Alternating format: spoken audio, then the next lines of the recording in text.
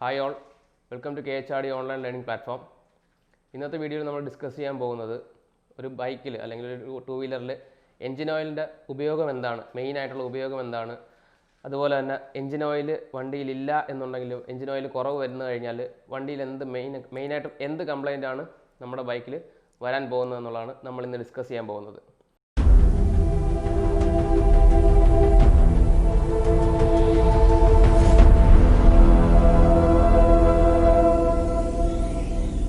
ആദ്യമായിട്ട് നമുക്ക് ഒരു എഞ്ചിൻ ഓയിൽ കുറഞ്ഞതിന് ശേഷം അല്ലെങ്കിൽ എഞ്ചിൻ ഓയിൽ ഇല്ലാതായതിനു ശേഷം ഒത്തിരി കിലോമീറ്റർ ഓടിയ ഒരു വണ്ടിയിൽ വരുന്ന മെയിനായിട്ടുള്ള സൗണ്ട് എന്താണെന്നുള്ളത് നമുക്കൊരു വീഡിയോയിലൂടെ കാണാം.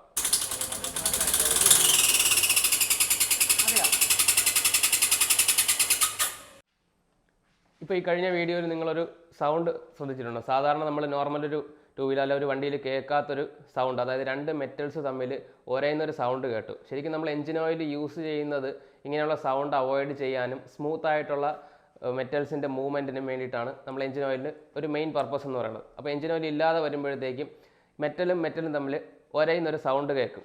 അപ്പോൾ ഇങ്ങനെ സൗണ്ട് കേൾക്കുമ്പോഴത്തേക്കും സ്വാഭാവികമായിട്ട് മെറ്റൽസ് തമ്മിൽ സ്ക്രാച്ച് ആകുമ്പോൾ ഹീറ്റ് ജനറേറ്റ് ആവും. അങ്ങനെ ഓവർ ഹീറ്റ് ആകുമ്പോഴത്തേക്കും ഈ സിലിണ്ടറും പിസ്റ്റനും കൂടി വെൽഡായി അത് സീസ് ആവാൻ ചാൻസ് ഉണ്ട്. സീസ് ആയി കഴിഞ്ഞാൽ നമുക്ക് വണ്ടി പിന്നെ മുന്നോട്ട് പോകത്തില്ല. ഇങ്ങനെ കുറച്ച് പറയുമ്പോഴത്തേക്കും സ്വാഭാവികമായിട്ടും സിലിണ്ടറിൻ്റെയും പിസ്റ്റൻ്റെയും ഇടയ്ക്ക് ചെറിയൊരു ഗ്യാപ്പ് വരും. വെയർ ആൻഡ് ടിയർ കാരണം സിലിണ്ടറിൻ്റെ സൈസ് കൂടുകയും ഗ്യാപ്പ് വരികയും ചെയ്യും. ഇങ്ങനെ ഗ്യാപ്പ് വന്നു കഴിഞ്ഞാൽ നമ്മൾ പിന്നെ എഞ്ചിൻ ഓയിൽ ഒഴിച്ചാൽ പോലും ഈ എഞ്ചിൻ ഓയിൽ സിലിണ്ടറിനുള്ളിൽ പോവുകയും ആ ഓയിൽ ബേണായി സൈലൻസറിൽ കൂടി വൈറ്റ് സ്മോക്ക് വരികയും ചെയ്യും. ആരാണെങ്കിലും നമുക്കൊരു വണ്ടി ഉണ്ടെന്നുണ്ടെങ്കിൽ വണ്ടി മെയിൻറ്റെയിൻ ചെയ്യുന്നതിൽ ഏറ്റവും ഇമ്പോർട്ടൻ്റ് ആയിട്ടുള്ളൊരു കാര്യമാണ് എഞ്ചിൻ ഓയിലിൻ്റെ ലെവൽ മെയിൻറ്റെയിൻ ചെയ്യുക എന്നുള്ളത്. നമ്മൾ ഒരു 500 കിലോമീറ്റർ അല്ലെങ്കിൽ 1000 കിലോമീറ്റർ മിനിമം ഒരു 1000 കിലോമീറ്റർ കഴിയുമ്പോഴത്തേക്കും നമുക്ക് നമ്മുടെ വണ്ടിയിലെ എഞ്ചിൻ ഓയിൽ ചെക്ക് ചെയ്യുന്നത് എപ്പോഴും നന്നായിരിക്കും. രണ്ട് രീതിയിൽ ചെക്ക് ചെയ്യാം. ചില വണ്ടികളിൽ ഓയിൽ ലെവൽ ഇൻഡിക്കേറ്റർ ആയിട്ടൊരു ഒരു ഗ്ലാസ് ഉണ്ടാവും സിലിണ്ടർ ക്രാങ്ക് കേസിൻ്റെ സൈഡിലായിട്ട്. അതിൽ മിനിമം മാക്സിമം 2 മാർക്കിംഗ് ഉണ്ടാവും. എപ്പോഴും എഞ്ചിൻ ഓയിലിൻ്റെ ലെവൽ ഈ മിനിമത്തിൻ്റെയും മാക്സിമത്തിൻ്റെയും നടുവിലായിരിക്കും നിൽക്കേണ്ടത്. നമ്മൾ ചെക്ക് ചെയ്യുമ്പോഴത്തേക്കും എപ്പോഴും വണ്ടി സെൻറ്റർ സ്റ്റാൻഡിൽ വെച്ച് വേണം ചെക്ക് ചെയ്യാനായിട്ട്. ഇനി അഥവാ ഈ ഗ്ലാസ് ഇല്ലാത്ത വണ്ടികളാണെങ്കിൽ നമ്മൾ എഞ്ചിൻ ഓയിൽ ഒഴിക്കുന്ന ഒരു ഡിപ്സ്റ്റിക് ഉണ്ട്. ആ ഡിപ്സ്റ്റിക് കഴിച്ചിട്ട് നോക്കിക്കഴിഞ്ഞാൽ അതിലും ഈ പറഞ്ഞതുപോലെ മിനിമം മാക്സിമം മാർക്ക് ഉണ്ടാവും. ഈ മിനിമത്തിൻ്റെയും മാക്സിമത്തിൻ്റെയും നടുവിലായിരിക്കണം എഞ്ചിൻ ഓയിലിൻ്റെ ലെവൽ കീപ്പ് ചെയ്യേണ്ടത്. അപ്പോൾ ഇൻ കേസ് നമ്മുടെ വണ്ടിയിലെ എഞ്ചിൻ ഓയിലിൻ്റെ ലെവൽ ഈ പറഞ്ഞ മിനിമം മാർക്കിനേക്കാളും താഴെയാണ് നിൽക്കുന്നതെങ്കിൽ എഞ്ചിൻ ഓയിൽ ടോപ്പ് അപ്പ് ചെയ്ത് കൊടുക്കുക. അതുപോലെ തന്നെ കൃത്യമായ ഇൻ്റർവെല്ലിൽ എത്ര കിലോമീറ്റർ ആണോ കമ്പനി റെക്കമെൻഡ് ചെയ്യുന്നത് അതേ ഇൻ്റർവെല്ലിൽ തന്നെ ഓയിൽ റീപ്ലേസ് ചെയ്യാനായിട്ട് ശ്രദ്ധിക്കുക. ടൂ വീലറിൽ ഓയിൽ ലെവൽ ചെക്ക് ചെയ്യേണ്ടത് എങ്ങനെയാണെന്ന് പറഞ്ഞാൽ, ചില വണ്ടികളിൽ ഇങ്ങനൊരു വിൻഡോ ഉണ്ടാവും. ഇതിനെ നമ്മൾ ഓയിൽ ഇൻസ്പെക്ഷൻ വിൻഡോ എന്ന് പറയും. അപ്പോൾ ഈ വിൻഡോയിലൂടെ നോക്കിക്കഴിഞ്ഞാൽ നമുക്ക് എഞ്ചിൻ ഓയിലിൻ്റെ ലെവൽ കാണാൻ പറ്റും. ഈ ഒരു മാർക്കിംഗ് 2 മാർക്കിംഗ് ഉണ്ടാവും. താഴത്തെ മാർക്കിംഗ് ആണ് മിനിമം മാർക്കിങ്ങും, മേളിലത്തത് മാക്സിമവും.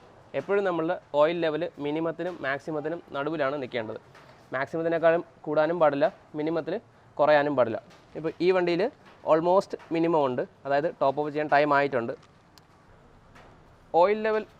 ഓയിൽ ഇൻസ്പെക്ഷൻ വിൻഡോ ഇല്ലാത്ത വണ്ടികളിലാണെങ്കിൽ നമുക്ക് ഈ ഡിപ്സ്റ്റിക് കഴിച്ചു കഴിഞ്ഞാൽ ഓയിൽ ലെവൽ അറിയാൻ പറ്റും.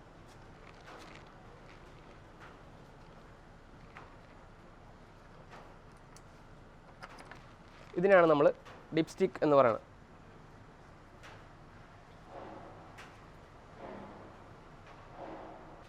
ഈ ഡിപ്സ്റ്റിക്കിൽ ഈ താഴത്തെ ഇതാണ്, ഈ മാർക്കിംഗ് ആണ് മിനിമം, ഇതാണ് മാക്സിമം. എപ്പോഴും ഈ ഒരു ലെവലിനിടയ്ക്ക് ഓയിൽ ഉണ്ടാവണം. ഇപ്പോൾ ഈ ബൈക്കിൽ നമുക്ക് എത്രയാണ് ഇതിൻ്റെ ലെവലെന്ന് നോക്കാം.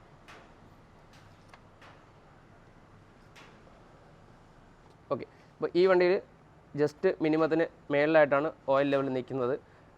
ഓയിൽ ഈ വണ്ടിയിലും ടോപ്പ് അപ്പ് ചെയ്യേണ്ട ടൈം ആയിട്ടുണ്ട്. സ്കൂട്ടേഴ്സിൽ ഓയിൽ ലെവൽ ചെക്ക് ചെയ്യേണ്ട ഡിപ്സ്റ്റിക്ക് വരുന്നത് ഈ സൈഡിലാണ്. ഇതാണ് സ്കൂട്ടറിൻ്റെ ഡിപ്സ്റ്റിക്ക്.